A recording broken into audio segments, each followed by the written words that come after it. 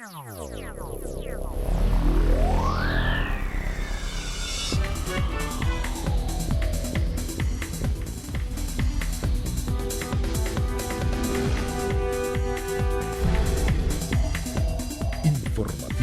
Mira TV está en ti.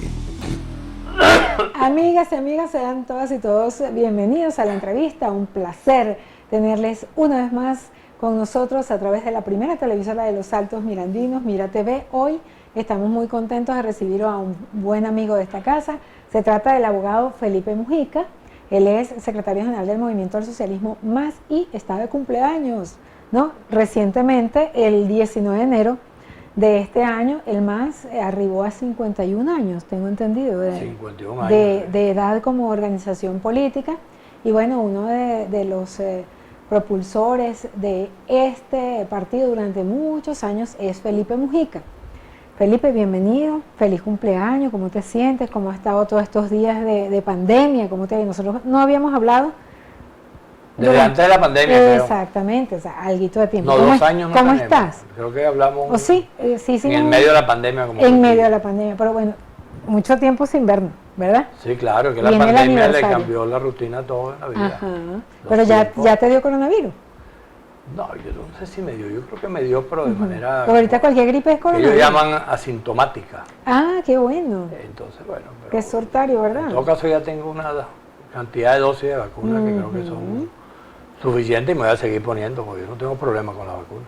Felipe, 51 años no es fácil de decir, más para una organización política que ha sobrevivido a unos cuantos embates, que tiene un planteamiento obviamente filosófico y que de alguna manera ha sido parte de muchos de los hechos más importantes de la historia política en Venezuela específicamente. Ahora bien, en estos 51 años, conociendo todo por lo que ustedes han pasado, incluyendo apoyar al principio al presidente Chávez en su momento, después quitarle el apoyo, que no los corrieron como a muchos, sino que ustedes decidieron separarse de ese planteamiento político. Pero hoy en día, pues a los 51 años, que está la cosa tan difícil, digamos, no solo desde la perspectiva del gobierno, sino desde la perspectiva de la oposición, ¿cuál es el signo que marca este aniversario del MAS? Tú sabes que, bueno, en primer lugar a mí no me gusta la palabreja esa de que hemos sobrevivido. Okay. A mí la palabreja sobrevivido no me gusta ni para las organizaciones, ni me gusta tampoco para los seres humanos, porque la idea de la sobrevivencia se acopla a que tú te adaptas a lo que está ocurriendo. Y ese no es el caso del MAS, y ojalá no sea el caso de los venezolanos en términos de las terribles dificultades que tenemos. Mira, son 51 años, pero son 51 años que, como todas las cosas de la vida, ha tenido a lo largo de su existencia el MAS buenos momentos, malos momentos, momentos regulares, momentos mejores que los otros. Todo eso dentro de la idea de no fastidiarse, porque si todas las cosas fueran iguales, entonces sería un poco fastidioso. Dentro de ese esquema, el MAS ha tenido, desde el punto de vista político,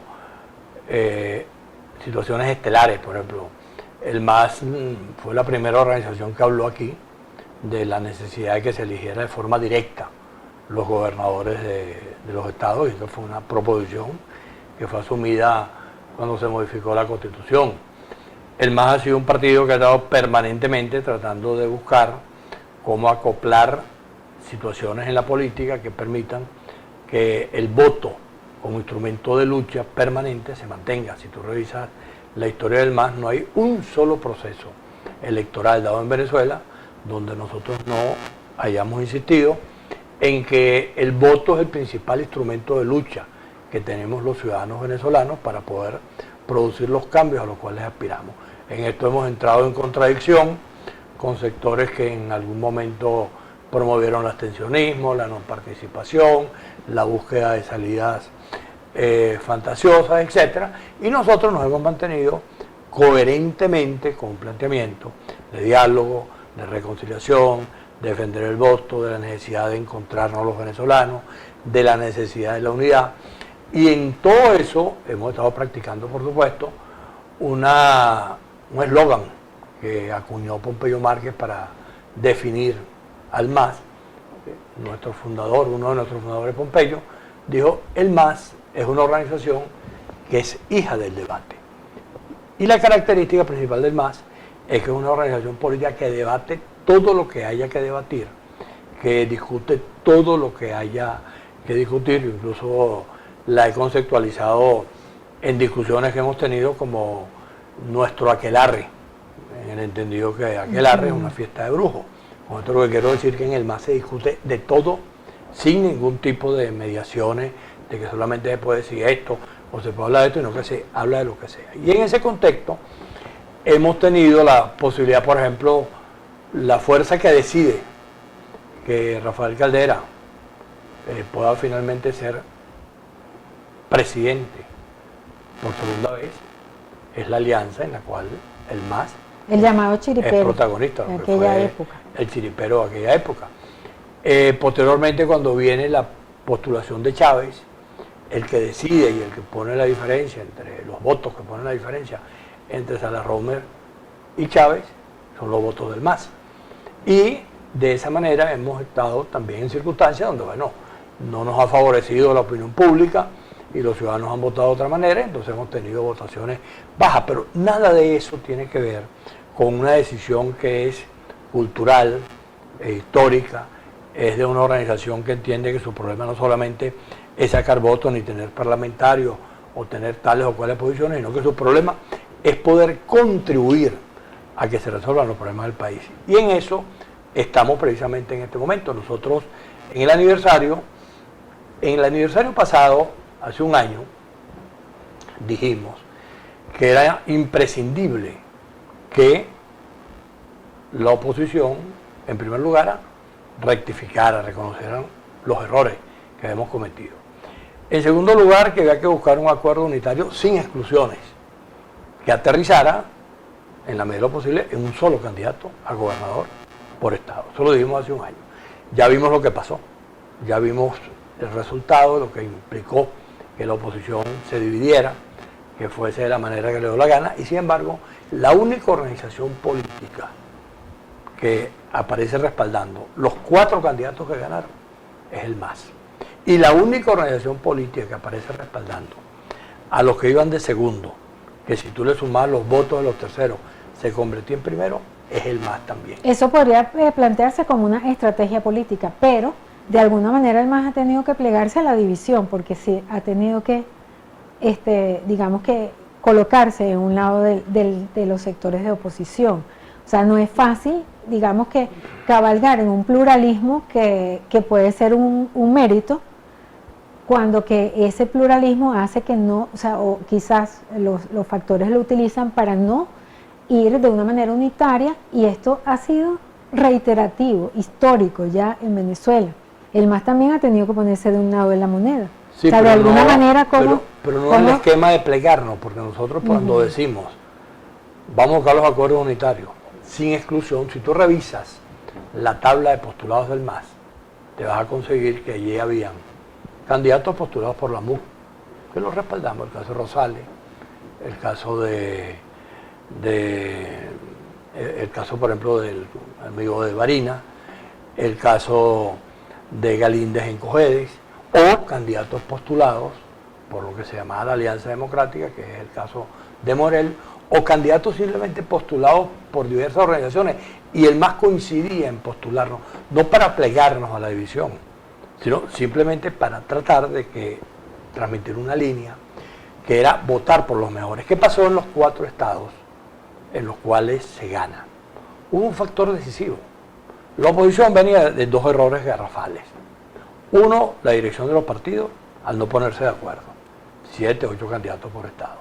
Segundo error garrafal, los candidatos de cada estado no entender que entre ellos se podía producir un acuerdo, independientemente de que los partidos no lo hubieran generado. Tampoco lo hicieron. ¿Quién corrigió los errores en esos 4 estados? Los ciudadanos, porque los ciudadanos decidieron votar masivamente, y a la hora de votar escogieron a Galíndez, escogieron a Morel. Sí, sigue planteándose que el rol del político lo tiene que asumir otro, o sea, el ciudadano, porque el político no tiene la madurez de son las dos cosas. tomar decisiones. Son las dos cosas. Los políticos se pueden equivocar y los ciudadanos pueden rectificar. O los políticos pueden acertar y los ciudadanos se pueden equivocar. Mientras los ciudadanos estuvieron comprando y compraron la idea del abstencionismo, estaban equivocados. ¿Qué? Y los políticos, había sectores políticos que le decían a los ciudadanos, el MAS, entre otros, de manera permanente, señores, hay que votar. Si ustedes votan, como ocurrió en Barinas, que la gente decía, bueno, ahí el gobierno hace lo que le da la gana, la gente fue a votar. Y había 5 Hay gente que dice que el gobierno ganó en Barinas.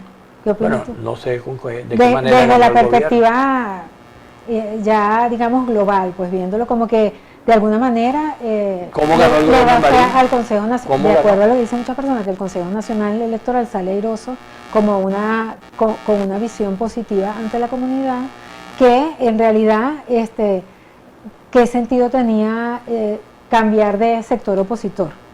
Bueno, porque el hecho de que el organismo electoral salga bien o tenga que respaldar un resultado, eso no quiere decir que gane el gobierno. Bueno, pero hay un pesimismo tan grande que eso Bueno, es lo que plantea mucha gente. Pero Vamos a ese aclarar. pesimismo tan grande, hablando de lo que tú estás hablando precisamente, de que los ciudadanos corrigen a los políticos y que los políticos se equivocan, no. Ese pesimismo tan grande son los ciudadanos equivocados o los sectores políticos equivocados. Ve, por ejemplo, cómo brinca la liebre de un lado a otro. El referéndum. El referéndum es todo un drama ahorita Bueno, planteado, pero ¿no? ¿qué es lo que ocurre? ¿El MAS va a respaldar el referéndum? Pero perdón, ¿por qué había que hacerlo de esa manera? El referéndum lo primero que había que hacer, porque el tiempo existía, era tratar de poner de acuerdo a los sectores que estamos eventualmente de acuerdo en una salida democrática para resolver este problema, para ver si ese es el camino. Nosotros lo dijimos una semana antes.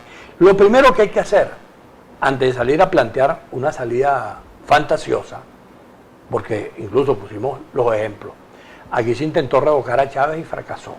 Por N número de razones fracasó, las firmas planas, Chávez prorrogó, etcétera, y fracasó eso. Aquí el gobierno intentó aplicarle el referéndum revocatorio a parlamentarios. Recuerdo que Tablante, a Pucci, a mí, por allá por los años 2004, intentaron de alguna manera aplicar revocatorio como parlamentario. Y siendo el gobierno, también fracasaron, no pudieron recoger la firma. Y de igual manera fracasaron el referéndum contra gobernadores, contra alcaldes, y el último fue el de Capriles. Es decir, el referéndum no es solamente un problema de que está ahí y yo lo agarro y lo implemento, no. El referéndum está Y el diseñado. drama de la firma, de las persecuciones por la firma y todo ese drama que Pero el que ha drama de vivido las históricamente. persecuciones de la firma, eso, por ejemplo, cuando se habló de las firmas planas y de la lista aquella de que supuestamente tenía el gobierno, eso finalmente nunca fue corroborado. ¿Qué hizo Diosdado Cabello en este caso? Vuelve a amenazar con lo de la firma. ¿Para qué? Para intimidar.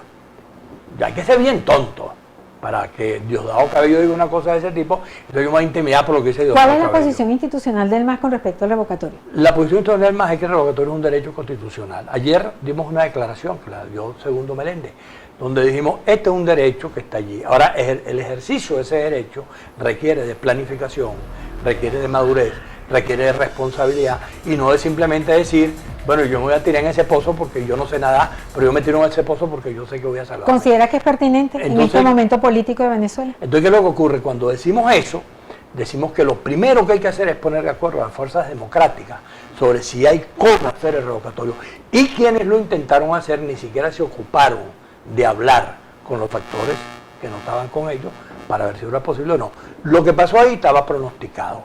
Que lo hicieron de la manera más salvaje y más bárbara, que el CNE, como lo dijo Segundo Meléndez ayer, desconoció la Constitución y le removió un derecho a los venezolanos, que era la posibilidad de revocar. Bueno, eso forma parte de las responsabilidades políticas. Pero lo que no se puede decir, el referéndum estaba ahí clarito y lo que ocurre es que el gobierno lo impidió. No, en una medida muy grande se vuelve a dar lo de siempre.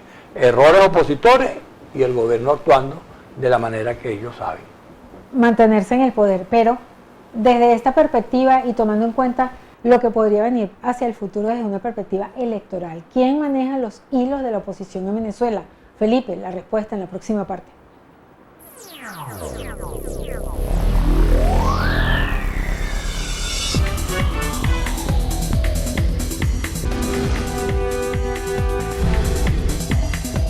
Informativo Mira TV está en ti. Continuamos en la entrevista. Hoy estamos conversando con Felipe Mujica. Él es abogado y además pues un político de bastante experiencia, quien forma parte del movimiento al socialismo más, quienes están de aniversario, cumplieron 51 años. Y bueno, para seguir el tema y la conversación que venimos adelantando con Felipe, quedamos pendientes que en realidad estamos claros, pues hay un gobierno, pero también hay una oposición que, si la vemos desde arriba, como Dios, podemos observar que pareciera que hay varios hilos que manejan esa oposición. ¿Quiénes son esos hilos? ¿Por qué se toman esas decisiones que muchas veces van en contra, inclusive, de la posibilidad de mejorar las condiciones de los venezolanos, que bastante deprimida están? Tú sabes que el problema principal de la oposición venezolana, que por cierto, no es que es la oposición, yo creo que es correcto cuando se habla de varios sectores opositores, y eso no es malo, porque la diversidad no es un problema. La diversidad forma parte de las condiciones en las cuales los seres humanos tenemos que mover. Hay sectores de oposición que han demonizado la cosa de la no unidad, o varias oposiciones, o una de ellas tiene que estar con el gobierno porque no está con la otra, o sea, no ha sido fácil. Es una oposición que yo digo que se parece mucho, creo que lo hemos comentado otras veces, a la oposición que hubo en Chile, cuando estaba Pinochet de dictador en Chile. Yo recuerdo haber hablado en aquellos momentos mucho tiempo con distintos sectores opositores, y no hay nada más parecido que yo recuerde a esto que está pasando aquí que aquella oposición chilena, que entre sí tenían cualquier cantidad de acusaciones que se hacían, que se habían sido responsables de una cosa, responsables de la otra. Bueno, total que en ese berenjenal que era la oposición chilena, hubo un momento en el cual un venezolano, que yo respeto mucho, que se llamó Carlos Andrés Pera, que era el presidente de la República, decidió traerse a los distintos sectores opositores de Chile para Venezuela, apoyado en un chileno que vive aquí, Aniceto Rodríguez, que los contactó, armaron la reunión y se lo metieron una semana. Pero los venezolanos se lo han llevado para México y nada. No, es que los venezolanos que han ido a México es una cosa distinta. Ojo, Carlos Andrés Pérez se trajo a todos los sectores opositores a hablar en privado en la colonia Tovar. Y tuvieron una semana entre ellos, unos sectores que no se hablaban, que no se saludaban, que no se veían, tuvieron la oportunidad de reencontrarse. De ese reencuentro nació una conducta integrada, unitaria, que permitió que en lo que se presentó la convocatoria del plebiscito contra Pinochet, ellos fuesen unidos. ¿Qué intereses no permiten que eso pase en Venezuela? ¿Qué pasa en Venezuela? En Venezuela no hemos podido primero comprender la diversidad. Comprender la diversidad significa que tú me aceptas y yo te acepto. Una soberbia interesante en todos los sectores. Pero significa eso. Si yo comprendo la diversidad, yo te acepto y tú me aceptas, independientemente de la diversidad de opiniones que tengamos. Y yo te respeto y tú me respetas. Y tú puedes tener la opinión que tú quieras y yo la opinión que tenga. Ahora, debe haber un interés superior, un interés que debe ser privilegiado, que es Venezuela en letras mayúsculas. El día que eso se comprenda, y se comprenda que no puede haber exclusión, que el problema es buscar una salida democrática, una salida que asuma el pluralismo de Venezuela, que entienda que aquí va a seguir existiendo el chavismo, los adecos, los copellanos, los masistas, los comunistas, los de Primero Justicia, todos los sectores partidistas, y que también va a haber una parte del país que no milite en ningún partido, y que esa es nuestra diversidad. ¿Qué espera en Venezuela la oposición? ¿Un monje rector que sea tan bueno que todos lo quieran? No, tú sabes que eso nunca se hace. ¿Cuál es la jugada? Eso nunca se hace de esa manera, porque los procesos políticos son los que generan los resultados. Los que piensan que puede venir un alma de no sé dónde diablo y resolver problemas, no, eso no es así. Hay que hacer los desarrollos políticos. Tú ves, por ejemplo, lo que estábamos hablando del revocatorio. El revocatorio, hubo sectores muy grandes de la oposición que dijeron, eso es una aventura, porque va a pasar cualquier cosa. Nadie podía pronosticar que lo que iba a pasar era la cosa más salvaje y más bárbara que hicieron. Pero que algo iba a ocurrir como había ocurrido en el resto de los revocatorios. El de Chávez lo prolongaron, lo recortaron. El que intentó Capriles ni siquiera pudo avanzar. Los que intentaron contra los parlamentarios no pudieron recoger la firma. Es decir, en cada caso ha habido situaciones distintas. En esta se les ocurrió una barbaridad, que fue la que decidieron. unos días hay que recoger la firma, Claro, hay que recogerla el tiempo es inviable. en un tiempo que no lo permite. Todo el mundo ha sacado la cuenta y sabe que las 1.200 máquinas no permiten que se recojan la cantidad de firmas y que eso además está hecho de esa manera y está calculado. Para frenarlo. Ahí hay un recurso de reconsideración, de revisión de la decisión administrativa, que vamos a ver qué dice el organismo electoral, si queda decir algo, o simplemente no lo pondera y deja que las cosas sigan marchando. Pero eso se advirtió que iba a ocurrir. ¿Qué hubiese pasado si antes de yo meterme en el lío de pretender a todo evento liderizar la convocatoria, hacemos una conversación entre todos? Y lo primero que convocamos es una reunión donde todos los factores políticos concurran, de la oposición, a ver qué opiniones El tema es teníamos. quién convoca, porque es que Bueno, lo que pero yo es veo que es que cada uno va por su para lado, una cosa no de se ese siente, tipo- o no se siente con suficiente fuerza para convocar a los demás. No, es que para una cosa de ese tipo, a lo mejor la convocatoria había que hacerla entre varios, había que prepararla, etcétera. Y había tiempo, no tenía por qué ser el lunes. ¿Qué oposición le puede ganar al gobierno? La oposición, la mayoría de la oposición está demostrado en los números. Todas juntas. O sea, Tú son varias. revisas, por ejemplo, en la lectura de las elecciones de gobernadores, tú sumas los votos del gobierno y sumas los votos de los distintos factores opositores y se le gana al gobierno cómodamente. Si tú revisas lo que ocurrió en el Zulia, lo que ocurrió en Nueva Esparta, lo que ocurrió en Barinas, lo que ocurrió en Cojedes, ¿qué pasó allí? Había también 5, 6 candidatos. Pero la gente fue a votar, porque la gente allí tenía madurez, reconoció un liderazgo, reconoció una gestión y fue a votar. Entonces, cuando concurre la posibilidad de que todos los que tenemos que ver con el asunto asumamos nuestra responsabilidad, estoy hablando de los partidos, estoy hablando de los ciudadanos, estoy hablando de la política como un requerimiento del país, entonces van emergiendo. No, es que pasaron cosas dramáticas, inclusive en las elecciones pasadas. Ganaron alcaldes y los concejales en contra, precisamente por la división de la oposición, Bueno, por ejemplo. Por eso te digo que entonces eso se puede subsanar, porque así como ocurrió eso, se ganaron 100 y pico alcaldías que no se habían ganado. Se pudieron haber ganado 19 gobernaciones, se pudieron haber ganado la mayoría de los parlamentarios. ¿Qué hubiese pasado si yo voy a este referéndum revocatorio con la victoria de la Asamblea y la victoria de los gobernadores? ¿Qué hubiese pasado? Ahora, ¿por qué no se obtuvo? Porque los que hoy se tiran en el piso por el revocatorio, para esos procesos fueron abstencionistas. Entonces, el voto hoy es bueno y ayer fue malo. ¿Cómo es eso? Es Los una película. abstencionistas han perdido algo de terreno, creo. Bueno, bien bueno que lo hayan perdido, pero sin embargo, los que están convocando el revocatorio son factores que eran abstencionistas, la mayoría de ellos, antes de convocar revocatorio. Y el revocatorio es un acto electoral, y el revocatorio es un acto que lo rige el organismo electoral, y el revocatorio significa reconocer que Maduro es el presidente de la República, cosa que la mayoría de ellos no reconocía porque decían que era otro. Entonces, ¿cómo hago yo para decir, yo no reconozco a Maduro y sin embargo voy a revocarlo? Yo no reconozco ese CNE y sin embargo voy con ese CNE. Yo no reconozco esa asamblea y sin embargo voy con un CNE electo por esa asamblea. Es decir, no se puede ser tan incoherente. Por eso es que yo te Pero es que también, fíjate, el tema de Guaidó, internacionalmente, que es más que todo el apoyo que tiene ese sector. O sea, hay muchas aristas en la oposición que no están claras, que la gente como que se calla, verdades ocultas que están ahí evidentemente. Sí, yo estoy de acuerdo contigo, una cantidad de cosas que han ocurrido, que se han dado, que si tú las revisas en la historia de la humanidad, por ejemplo, tú me estabas hablando de México. ¿Tú crees que hay alguna parte en el mundo que se haya dado que un gobierno autoritario decida, como fue ir a México, y allá en México reconoce una acción democrática, la que representa a Henry Ramos, reconoce un COPEI que representa a Roberto Enrique, reconoce a Primero Justicia y a otros, lo representa ya a Gerardo Blay, y aquí en Venezuela reconoce a Bernabé, reconoce a Alvarado, reconoce a otros factores. Ahora, eso no es un problema solamente del gobierno, el gobierno está haciendo una jugada que es totalmente salvaje, pero quienes le están permitiendo son los factores opositores que permiten ir a México, que lo reconozcan allá y no lo reconozcan acá, y los que están aquí no van a México pero aceptan que lo reconozcan aquí. Ahora, te quiero hacer una pregunta que más quiero que sea tu respuesta o análisis a esta situación. Al gobierno obviamente le interesa la división de la oposición, pero Tu principal arma. ¿Pero quién se divide?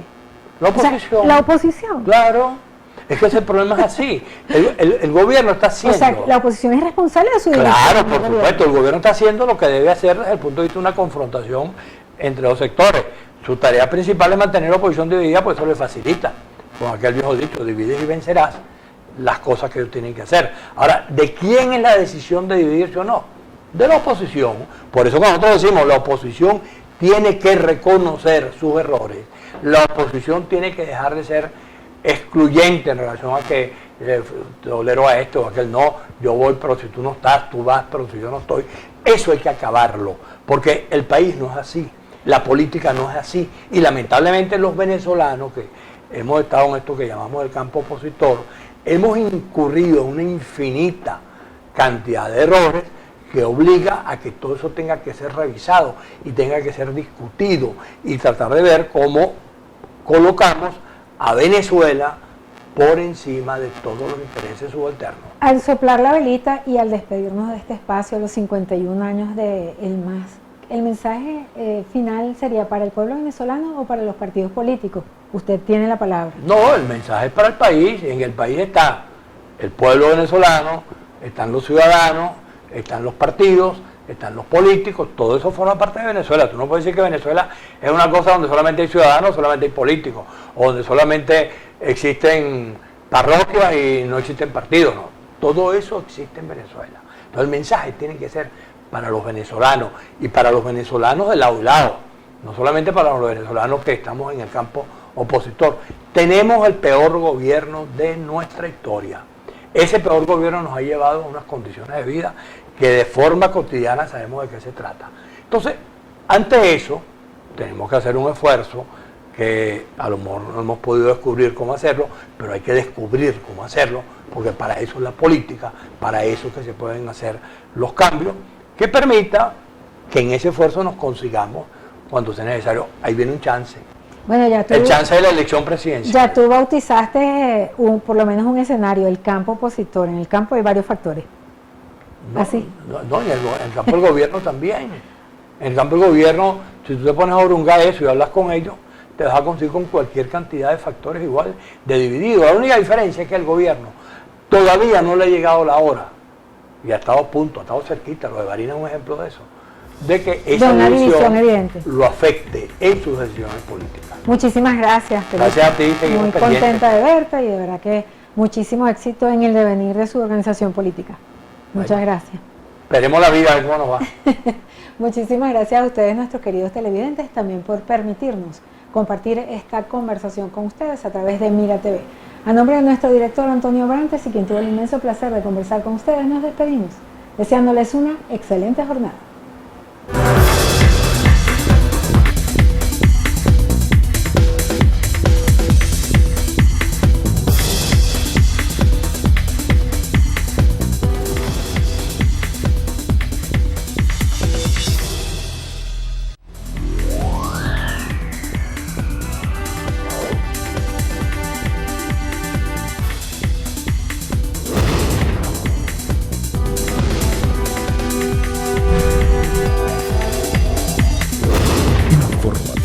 Mira TV está en ti.